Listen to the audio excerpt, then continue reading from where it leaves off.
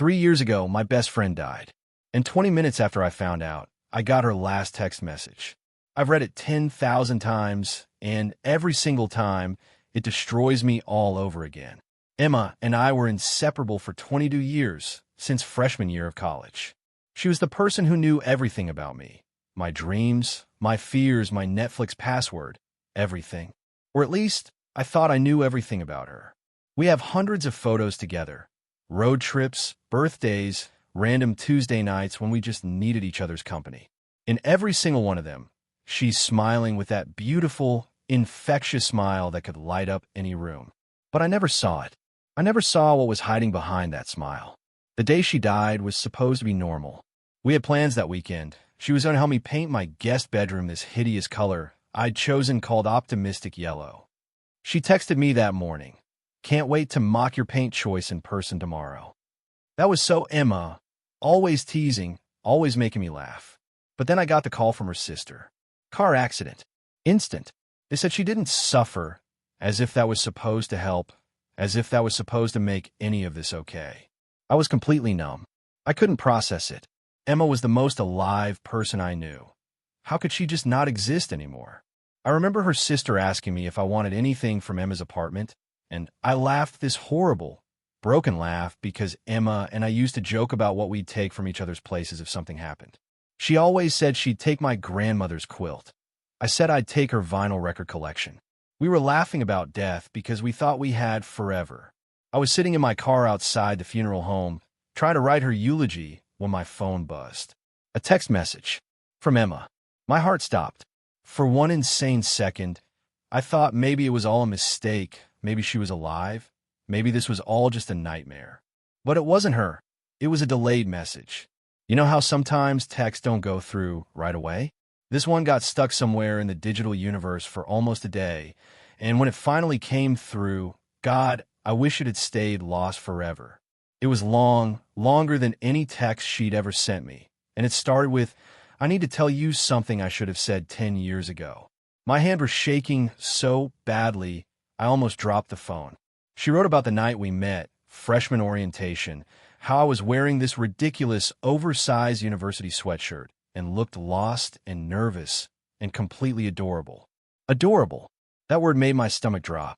She said she fell in love with me that night, that first night 22 years ago, and every day after that, she loved me more.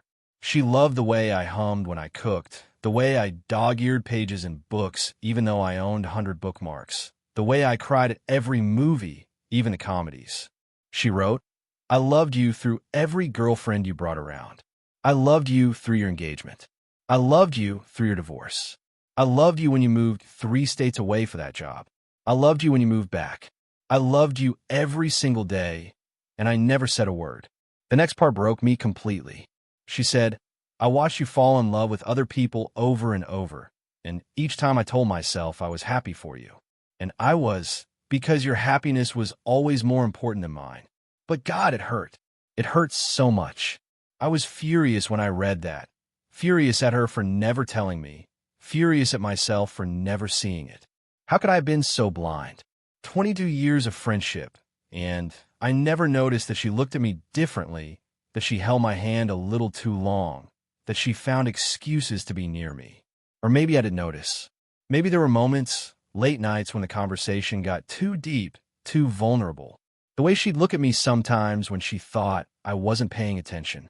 The time she kissed my forehead when I was going through my divorce, and it felt like something more. But I pushed those moments away. I told myself I was imagining things because Emma was my best friend, my person, and acknowledging anything else felt too dangerous, too complicated, too real. So I pretended I didn't see it, and now she's gone, and I'll never have the chance to find out what we could have been. To what? I don't even know. Would I have felt the same way? Could I have loved her like that? I'll never know now, and that's what kills me the most, the not knowing, the what if that will haunt me for the rest of my life. The text message ended with, "I'm telling you this now because I'm done being afraid. I'm going to tell you this weekend when I see you. I'm going to finally be brave enough to say it to your face. I love you. I've always loved you. And I hope, maybe you might feel something too. But if you don't, that's okay.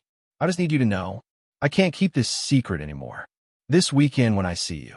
But there was no weekend. There was no conversation. There was no chance for me to tell her whatever I would have said. I've tortured myself with that question for 3 years. Would I have told her I loved her too? Would I have been brave enough to try?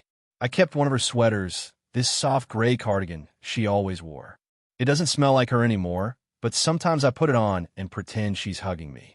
I pretend we're having the conversation we never got to have. In my imaginary version, I tell her I loved her too, that I was just as scared, that all those times I dated the wrong people, I was running from what I felt for her. That I knew, deep down, I always knew, but I was too afraid to lose her. And now I've lost her anyway, in the worst possible way. Her sister gave me Emma's journal a few months after the funeral. I couldn't read it for a year. When I finally did, there were pages and pages about me, sketches of my face, little notes about things I'd said, a pressed flower from my wedding boutonniere for my wedding to someone else. One entry from 10 years ago said, "Told myself today would be the day I'd tell him. Practiced in the mirror." I had the words ready. But then he talked about this new person he'd met, and I saw how his eyes lit up, and I couldn't do it. I can't be the one to complicate his life. Loving him quietly is better than losing him completely.